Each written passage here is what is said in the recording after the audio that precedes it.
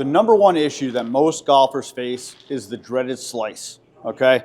And a lot of people try to fix this themselves, or you'll hear your buddies saying, oh, you're doing this wrong, you're doing that wrong. But you don't want to do that. What you want to do is you want to bring in a pro, and a really good pro, like George Connor.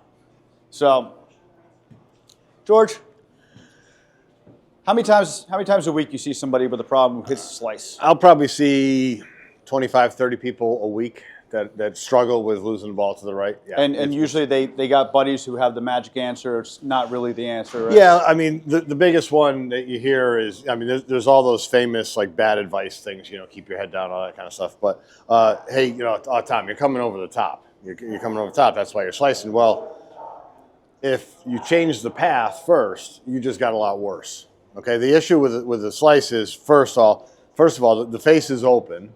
So the ball's going to curve to the right. So the player then instinctively starts swinging left, because if I have the right combination of swinging left with an open face, I can get the ball to go to the target. But the issue is really the club face first. So that's what I always go to first is teaching the player awareness of where the face is. And if I can get that face a little bit left of the path, now if I do come over the top, I'm going to get penalized. And there might be a period of time there where that happens. You know, the habit of coming over the top and swinging left is still there. But if I know the ball's going to curve left in the air, it's not going to curve right. Now it makes sense to have the club come from more the inside and onto the ball. And when it makes sense, it's just so much easier for the player to do it. But if the face is open, you really can't have a whole lot of discussion about path first, because it just doesn't make sense. That makes a lot of sense. I'm actually, you know, I'm transitioning from, I was hitting a draw and I'm trying to play the fade. Fade is very different from a slice. And when I do attempt it and I leave that face open, it turns into a slice. Yeah. So I'm really concentrating on closing that face down, which seems counterintuitive when you're trying to get the ball to move from left to right. But like you're saying, the path, if the face is open and your path is this way, then it's just going to balloon, right? Right. And make it, anytime you're going to make a change, you know, and I've been doing this for 30 years, to have somebody change something in their swing, whether it's a path or a face, you don't go from wrong to, oh, that's perfect. You have to find out what's too much the other way. So if I have a player who's, you know, delivering the club open on a regular basis, they're not going to go from open to square. It would take forever if they ever got there. Teach the player how to get the face actually shut. So it's kind of the Goldilocks thing. Okay, that's too open, that's too closed. Your brain has those references. Now it can find the middle pretty well. So the same thing you're going through when you're transitioning from draw to fade, it's going to feel exaggerated, you know, in both of those, probably with the path and the face. Yeah. But to me, it always comes back to face first. And if the face is always as consistent as we get it in golf, you know, you hear all the time, oh, I want to be more consistent. Well, golf is an inconsistent game. So, but if on a regular basis the face is a little bit left of the path, that's what we want to do with the slicer first. Now, left alone, if that stays constant, the path would then evolve to something that's in, you know, say into your body will out naturally or coming adjust from the inside, because it makes sense. Right. So a path will tend to evolve based on the face. So if we get the face right, but your face won't evolve based on the path. No. So it's funny. You always hear the phrase, you know, you can talk to a fade, you can't talk to a draw, and I think what a lot of people get confused on that is they think, oh, well, if I'm hitting a slice and I aim left, then I'm going to be doing that same thing. But that's if they get the face right, then I think the phrase comes from if you hit a draw and your face is a little too close, I mean a fade, your face is a little too close, you're going to end up in the left rough. Yeah. If you hit it perfect, you're in the fairway. If it's a slightly open, you might end up in the right rough.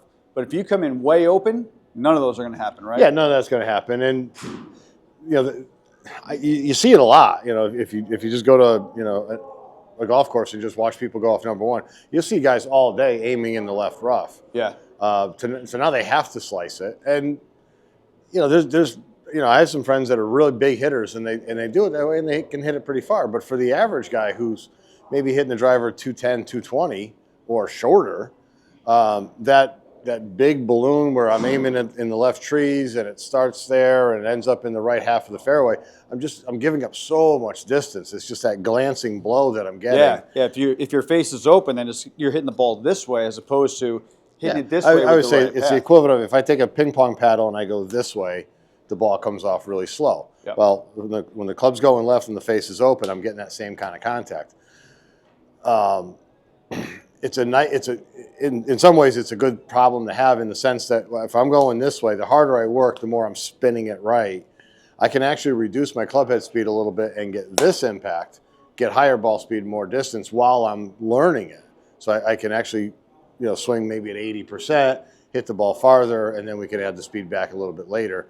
But it's a convenient thing to happen that I can actually swing slower, hit it farther, because I'm getting just a better, more efficient transfer of energy into the ball, less curve, less east to west dispersion.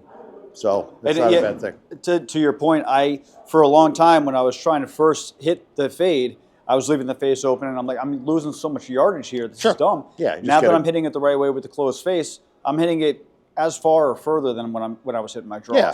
So just to kind of talk about face, if you get set up, Tom's got a good grip, so that would be the first thing we'd look at. But he's fine there. What you want to feel in order to make sure that face is square is as we're coming in, these knuckles, these bottom 3 knuckles, are going to start to work underneath the handle.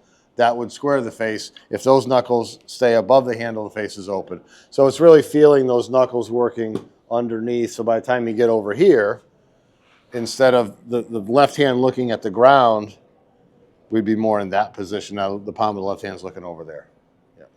And another good feeling that I like to use when I'm coming through is to think of my right hand almost pushing towards the ground, because you're getting that same effect of the knuckles being down. Yeah, and that's going to work. And I was half joked that my job is being able to say the same thing 50 different ways, because you might, the 12th one might resonate with you and the 15th with him and whatever else. But I tend not to go to the right hand first with that classic slicer, because the right hand does tend to get the club going a little bit too much that way. Right. And so now I'm more negatively affecting the path. So I tend to start with the left hand. If they can't get to that, then I can feel, yes, the palm of my hand, of my right hand, my trail hand, is going to look at the ground. I tend to start with the lead hand, though, because that tends to be cleaner if they get it that way. Yeah, and talking about cleaner, also when you're back here, your hand, this should be almost flat or bowed this way, right? Not here, which I think a lot of guys get here. The more cupped I get, the more those knuckles are going to stay above it. Yeah. So if you can just feel like, all right, this feels solid right here. Yeah. Whereas this might feel good when you're doing a full swing. You really want to be here. Correct. Yeah. All right, awesome. All right, why don't you go ahead and draw, and then we'll wrap it up. Here we go. Let's see if I can hit the little fade here.